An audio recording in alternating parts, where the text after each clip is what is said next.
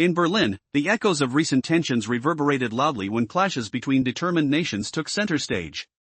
Tensions reached a boiling point as calls intensified to take decisive action against low-flying Russian aircraft encroaching on German territory. This was not mere rhetoric, it was a clear signal that the rules had shifted dramatically, ushering in a turbulent chapter in European defense strategy. As accusations flew and political stakes soared, the air was thick with anticipation and uncertainty. Key players in Berlin's political landscape urged for immediate action, mirroring Turkey's controversial response to a Russian aircraft violation years prior. The question loomed, should these relentless Russian flights be forcibly grounded? While some saw it as a legitimate strategy to assert air sovereignty, others were cautious, aware that Germany's legal stance labeled lethal force as a last resort. Despite the heightened pressure, Berlin maintained a careful balance, fostering discussions rooted in deterrence without losing sight of the complex dynamics at play. As tensions mounted, Germany redefined its military strategies. No longer would it simply issue requests for transponders. Instead, they were poised to establish clear thresholds, outlining specific responses to any breach of airspace. Why? Because true deterrence lies not in obscurity but in clarity. The unfolding scenario raised crucial questions: had Germany's patience finally worn thin, or had it simply clarified its stance? The answer revealed a dual reality: frustration with ambiguity coupled with a renewed focus on concrete deterrence. This pivotal moment signaled a shift in strategy. Germany was redefining its approach, announcing an intent to fortify its military presence and enhance cooperative efforts with NATO allies. Brussels promptly rallied support, with Poland standing firmly behind Estonia's call for collective defense action. The underlying tone was unmistakable: Germany was reshaping its rapid response framework, adapting to a new normal where clear lines would now govern actions in the skies. With every decision made in Berlin, a sense of urgency permeated the atmosphere. The stakes were rising, and the costs of miscalculation became alarmingly apparent as the Kremlin grappled with the implications of its own provocations. As this intricate game unraveled, what awaited both Berlin and Moscow in this escalating saga remained uncertain. Would clarity lead to calm, or was it merely the precursor to a storm? As the debate raged on, one thing was clear: both sides were preparing for a chess match unlike any seen before. The foundations were laid, but the unfolding consequences would ripple across the continent, a calculated dance of deterrence where one misstep could lead to unforeseen repercussions. Would Germany's vigilant approach usher in a new era of stability or merely tighten the noose around an increasingly isolated Kremlin? The answers lingered in the air, waiting to be revealed.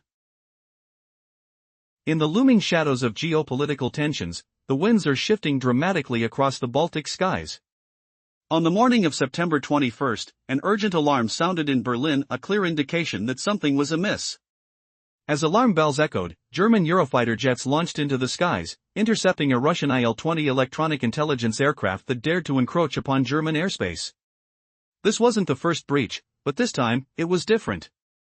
The stakes were rising, and this incident marked the turning point for Germany's long-held passive stance, igniting powerful new strategies guided by the need for deterrence. With the roar of engines echoing in their wake, the two fighter jets sent a message that reverberated throughout the political landscape. Germany was no longer a wallflower in the arena of air sovereignty, it was rewriting the rules of engagement. The increasing frequency of these airspace violations had tipped the scale, and Berlin's patience had reached its breaking point. What risks lay ahead for the Kremlin with this new declaration of intent resonating across Europe? This wasn't merely a routine interception. It was a significant shift in policy that warned Moscow of a new era of consequences for overstepping boundaries.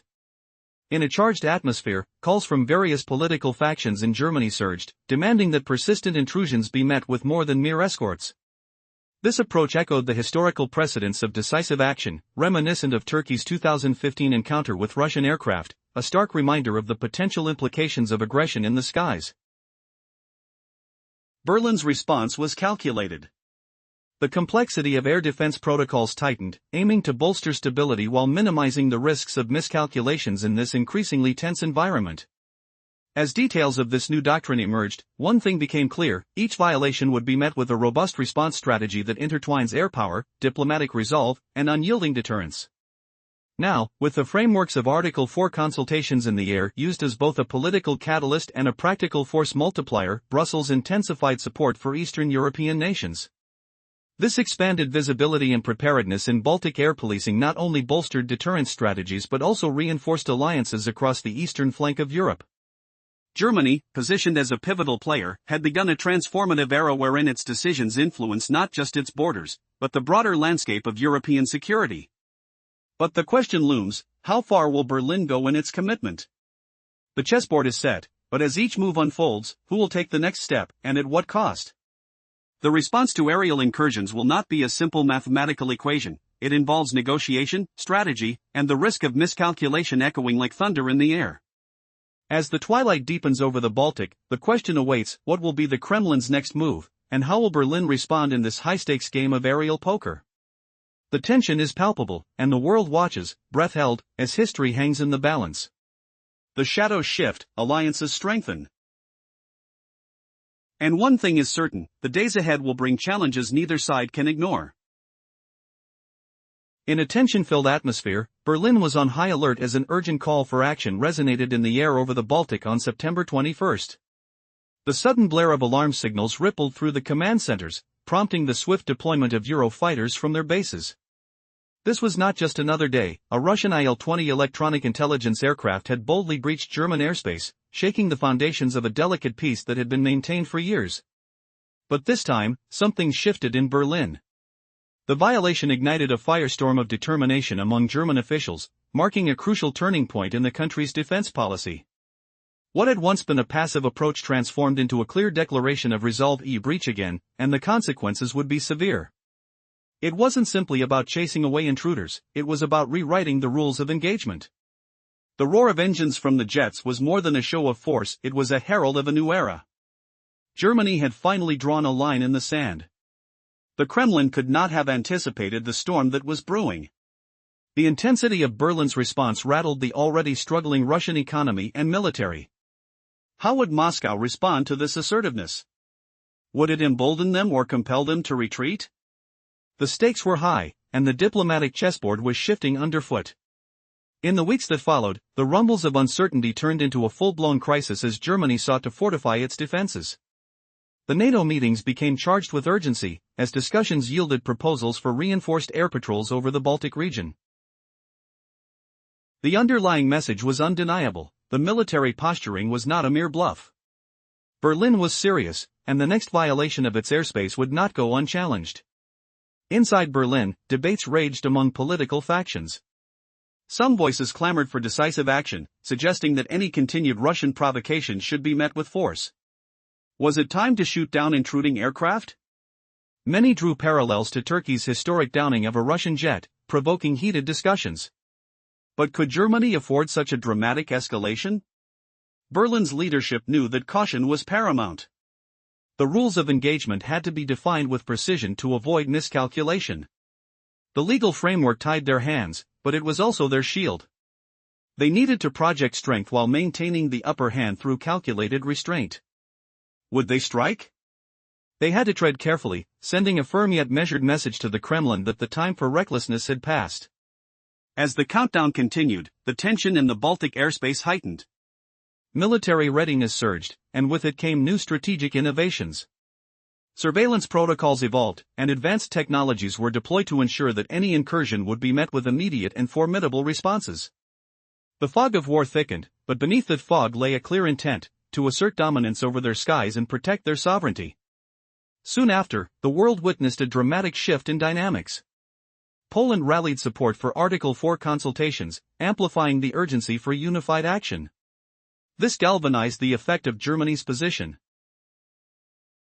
consolidating the Allied front across Eastern Europe. The strategy became transparent, and the implications were heavy. Would Russia respond with a show of force, or would it reconsider its maneuvers? As the situation spiraled toward a climax, how would the Kremlin calculate its next moves?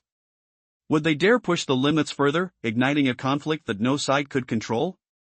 With every passing moment, the air grew thick with anticipation. The intricate game of deterrence was at play, and all eyes were on the skies over the Baltic waiting for the next move. Would the Germans hold steadfast, or was there a breaking point lurking just beyond the horizon? The time for reckoning was drawing near. In this high-stakes game, the thin line between peace and conflict was marked by each flight and every strategic decision made in the command centers of Europe. With everything hanging in the balance, it was clear that the coming weeks would redefine the narrative. Then, as if drawn from the pages of a thrilling novel, the unexpected happened. Just as the tensions peaked, a highly classified mission was set in motion within NATO, involving various allies coming together in a tight strategic embrace. But was this unity strong enough to resist the looming threat, or would it fracture under the pressure of emerging conflicts? The world held its breath, poised on the brink of what could become either a historic peace or an epic confrontation, ripe with potential for both glory and disaster. What if a single stealthy spy aircraft could make a powerhouse like Germany redraw its entire war playbook overnight?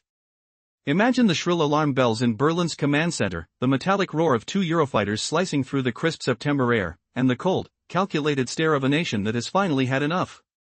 The Russian IL-20 glided over the Baltic, believing it could skim the border unnoticed. But that daring flight ignited a fuse that would soon explode across Europe, forcing Berlin to abandon decades of passive monitoring and to announce a brand new, unforgiving deterrence stance. Did the Kremlin truly expect the German response to be a polite escort, or was it betting on a blind spot that no longer exists? The stakes suddenly shifted, and the world held its breath. What will happen when the next aircraft dares to cross the line? Earlier we saw Berlin's furious reaction, alarm centers activated, Eurofighters took off, and a new doctrine was proclaimed. The German government rushed the issue to NATO, demanding permanent air policing patrols over the Baltic, while domestic voices shouted for a shoot-down policy. Now the focus turns to the three gears turning behind the scenes, each sharpening the pressure on Moscow. First, the energy finance gear. Germany has cut Russian gas from its pipelines and is tightening secondary sanctions on the shadow fleet that hauls oil through questionable ports. When policy blocks their maneuvering space, shipowners lose the discount that kept their margins healthy, and the profit line shrinks dramatically. Second, the air and space gear. Rapid reaction alerts are being rewritten, patrol frequencies doubled, and radar nets interlinked with Poland to seal blind spots. Third, the Ukraine gear. Berlin is ready to hand over long-range precision missiles, powerful air defense systems, heavy artillery and electronic warfare kits, turning the battlefield into a cost mountain for Russian planners.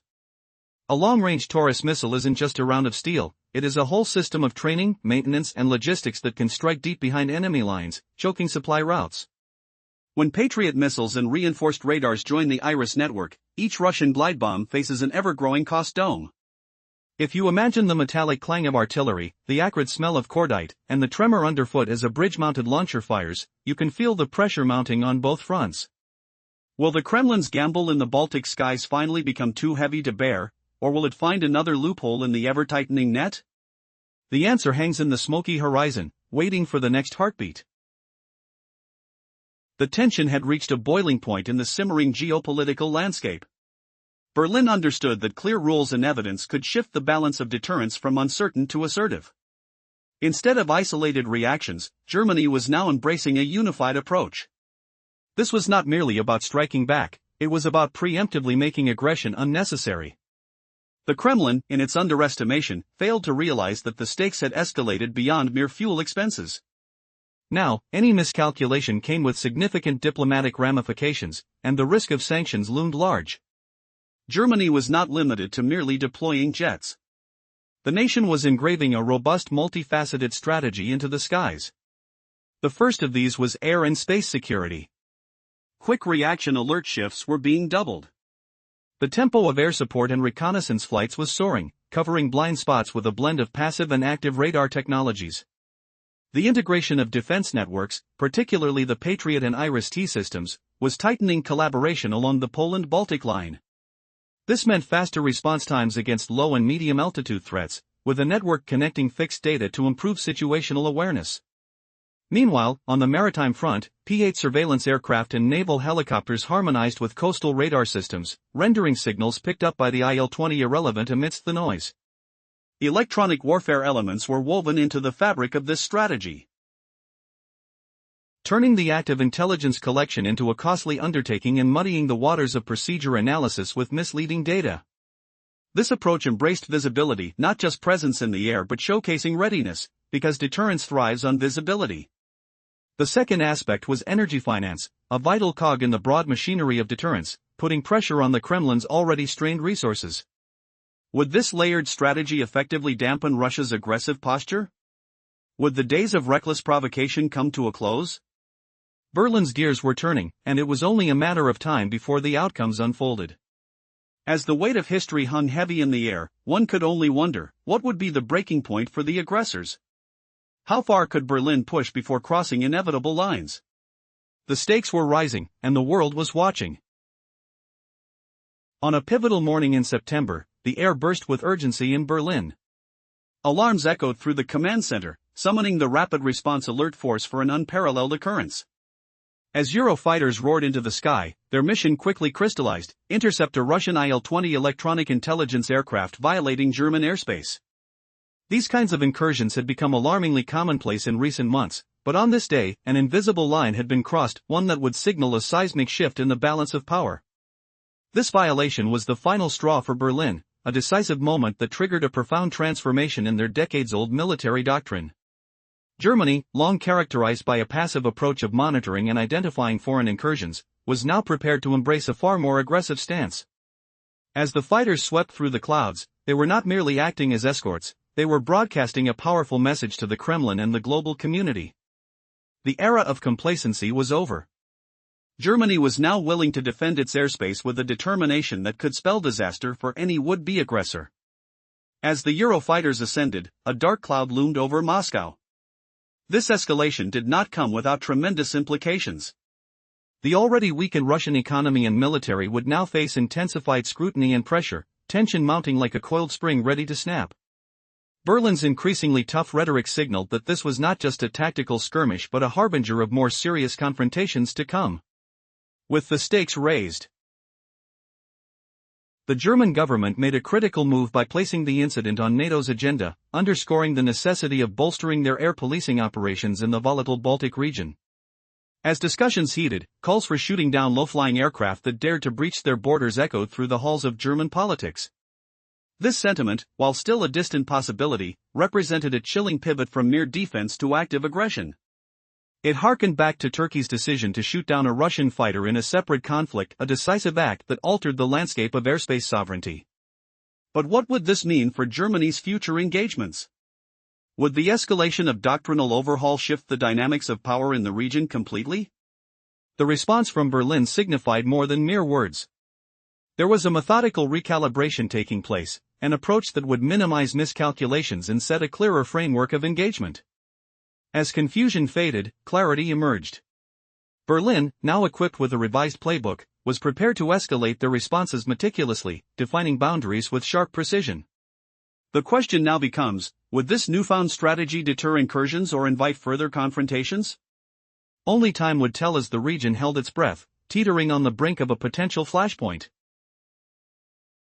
The current tension in the Baltics has escalated to a critical point.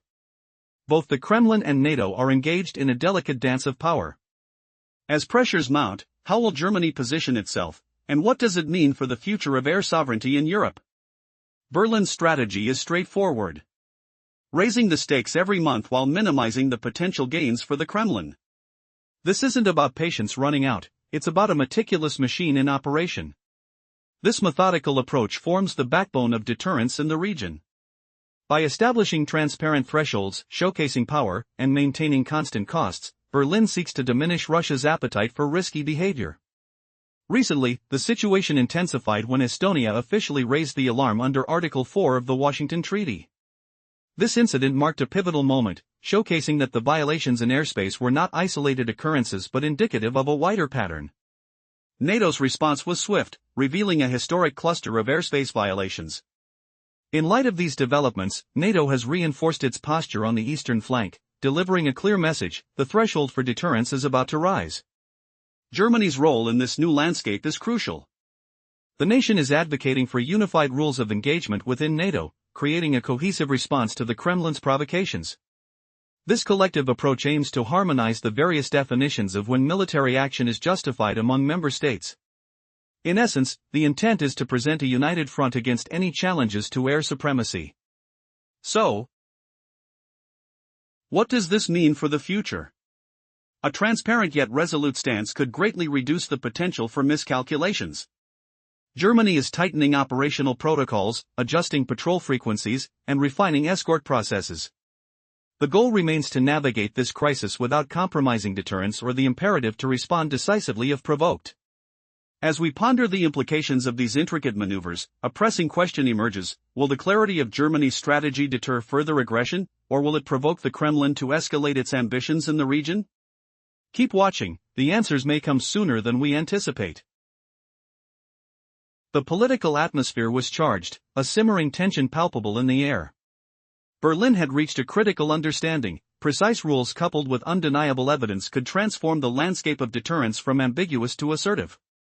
No longer would Germany respond in isolation, the vision had broadened into a unified military strategy.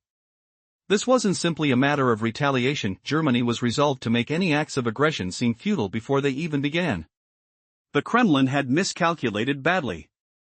The stakes had now moved far beyond mere operational costs. Any misfire would carry profound diplomatic consequences and the ominous shadow of sanctions. Germany's defensive posture was evolving. The nation was crafting an intricate strategy that spanned sky and sea. The first facet was air and space security. Quick Reaction Alert (QRA) shifts had doubled, and air support operations surged, utilizing a sophisticated mix of passive and active radar to cover every blind spot. This included an increased integration of advanced defense systems like Patriot and Iris-T along the crucial Poland-Baltic corridor. A faster reaction time against low and medium-altitude threats meant more lives safeguarded as the network enhanced its situational awareness. Meanwhile, on the naval front, P-8 reconnaissance planes and helicopters worked seamlessly with coastal radar, rendering the IL-20 signals ineffective amid the chaos of increased traffic. The approach also wove electronic warfare into its fabric, transforming intelligence collection into a resource-draining endeavor, cloaking procedures with confusing data. Visibility became essential. It was no longer just about military presence but showcasing unwavering readiness, because effective deterrence thrives not just on might but on the expectation of it. The second essential element of this expansive strategy was energy finance, which acted as a pressure valve on the Kremlin's already thin resources. This layered approach raised the question: could it effectively lower Russia's aggressive tempo? Would we witness a decline in reckless provocations? With each turn of Berlin's gears, there was a sense of impending transformation. As history loomed, one could only speculate: what would finally trigger a change in the Kremlin's behavior? Just how far would Berlin be prepared to push before irrevocable boundaries were crossed? With increasing stakes, the world held its breath, a witness to the unfolding tension. But suddenly, something unexpected occurred. Imagine a scenario where a single stealthy spy aircraft, gliding silently through the clouds, could force a titan like Germany to print an entirely new war playbook overnight. As Berlin's alarm bells rang out, twin Eurofighters roared into the September sky, their engines echoing around the command center.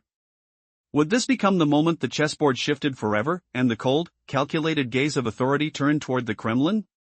Stay tuned as unfolding tensions reveal layers yet unseen. On a fateful September morning, Berlin was awake with an urgent energy that electrified the air. Sudden alarms erupted throughout the command center, summoning the Rapid Response Alert Force for an extraordinary event. As Eurofighters thundered into the sky, their objective sharpened into focus: intercept a Russian IL-20 electronic intelligence aircraft invading German airspace. This kind of breach had become disturbingly frequent over the previous months, but today was different. An invisible wall had been shattered, heralding a significant shift in power dynamics. This violation pushed Berlin beyond its breaking point, igniting a radical transformation in its long-standing military strategies. Germany, previously marked by a stance of passively monitoring and identifying intrusions, was now prepared to adopt an assertive approach. As the fighters roared through the clouds, they were sending a potent signal not only to the Kremlin but to the entire world: the age of complacency had ended. Germany was resolved to defend its airspace with such resolve that consequences for aggressors could be dire. As the Eurofighters climbed higher, dark clouds gathered over Moscow. This escalating tension did not emerge in a vacuum. The beleaguered Russian economy and military were about to face intense scrutiny and pressure, the strain taut like a spring coiled for release. Berlin's increasingly hardline rhetoric served as a clear warning that this was more than a skirmish; it was a precursor to imminent serious confrontations. With stakes creeping ever higher, Berlin made a decisive maneuver by placing the incident on NATO's agenda, highlighting the critical need to strengthen air policing operations in the volatile Baltic region. In the heated discussions that followed, calls reverberated through German political corridors for decisive actions, including the shooting down of any low-flying aircraft that dared to cross the border. Though this view represented a frightening shift from defense to aggression, it ignited echoes of Turkey's bold action years ago when it downed a Russian fighter, a pivotal act that reshaped the domain of air sovereignty. Could this signify a new era in Germany's military engagements? The transformation of doctrine hinted at a significant rebalancing of power in the region. Berlin's response was not just rhetoric, it symbolized a careful recalibration of strategy, one tailored to minimize miscalculations while establishing a more coherent framework for military engagement. As initial confusion began to dissipate, clarity emerged. Germany, armed with a revamp of its operational playbook, stood ready to initiate a meticulously measured response to any future breaches, sharply defining its boundaries. The essential question loomed: would this bold new strategy deter further incursions, or could it provoke more aggressive confrontations? Only time would reveal the truth as the entire region held its collective breath, teetering on the edge of a potential flashpoint that could reshape everything. The pieces of this geopolitical chess game were being set in motion. What would be the next move? And who would ultimately pay the cost? What if a single stealthy spy aircraft could force a powerhouse like Germany to completely rethink its military strategy overnight? Picture the alarming wail of sirens at Berlin's command center, the deafening roar of two Eurofighters piercing through the crisp morning air, and the cold, determined gaze of a nation that has finally reached its breaking point. A Russian Il-20 electronic intelligence aircraft glided over the Baltic Sea, underestimating the urgency of the situation. This act ignited a chain reaction that would ripple across Europe, compelling Berlin to abandon decades of passive observation and declare a harsh new deterrent strategy. Did the Kremlin truly believe that Germany would respond with mere observation, or was it banking on an outdated blind spot? The stakes have dramatically intensified, and the world holds its breath. What will happen when the next aircraft dares to breach the boundaries? Reflecting on Berlin's initial fury, we witnessed the activation of alarm centers, the scramble of Eurofighters into the skies, and the declaration of a new military doctrine. In rapid succession, Germany presented the incident to NATO, calling for permanent air patrols over the Baltic. Domestically, demands arose for a policy allowing for the downing of intruding aircraft. Now, let's turn our focus to the three mechanisms that are ramping up the pressure on Moscow. The first mechanism is the energy finance strategy. Germany has severed its ties to Russian gas, implementing tighter secondary sanctions against the shadowy fleet that previously transported oil through dubious routes. As policies suffocate maneuvering space, shipowners struggle to maintain margins, and profits plummet.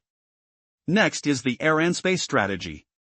Rapid response procedures are being rewritten, patrol frequencies are increasing, and radar systems are being interlinked with those of Poland to eliminate any blind spots. The objective is clear: a fortified and vigilant airspace.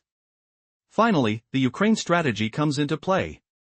Berlin stands poised to deliver long-range precision missiles, advanced air defense systems, heavy artillery, and electronic warfare technology.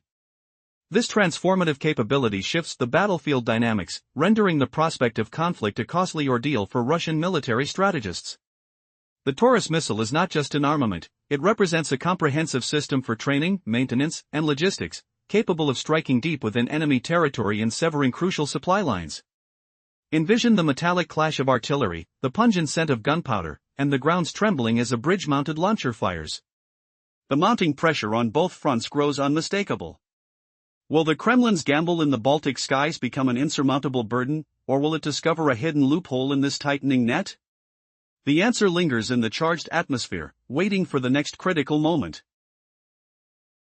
Tensions in the Baltic region have reached a breaking point.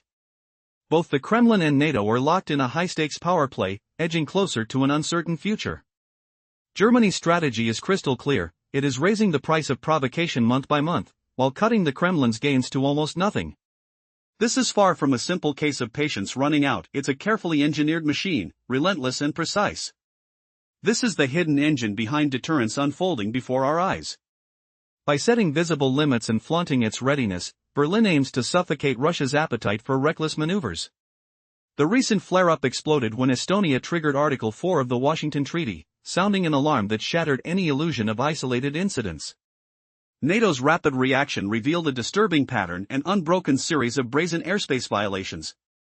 This response marked a strategic turning point. The alliance is now fortifying its eastern flank, sending a firm message: the threshold for pushback is rising sharply. Germany stands at the front line of this shifting landscape. It's pushing for a unified rulebook within NATO, harmonizing when and how members can respond to such provocations. This collective strike force signals to the Kremlin that scrambling jets or bluffing near borders won't be tolerated without consequence. The goal is firm, transparent deterrence with no room for miscalculations. But what lies beyond this new doctrine? Germany is recalibrating everything: air patrols are more frequent, escort protocols tightened, and response times slashed. The mission is a delicate one: to navigate this fraught moment without crossing the line into open conflict, while still standing ready to strike if provoked. Here lies the crucial dilemma: will this newfound clarity and steely resolve stop further provocations, or will it only fuel the Kremlin's hunger to escalate conflicts across the Baltic skies? As the horizon darkens, every second ticks closer to an answer, unpredictable and charged with tension. The story is far from over. What happens next could redefine European air sovereignty forever.